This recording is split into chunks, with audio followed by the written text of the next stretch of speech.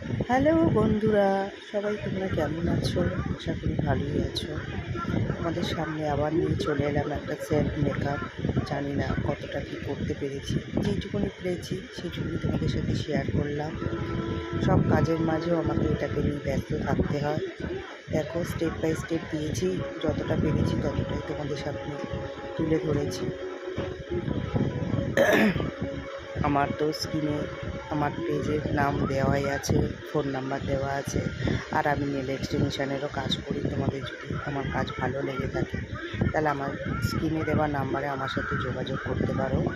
চলো, কথা বলতে বলতে অনেকটাই এগিয়ে গেলাম।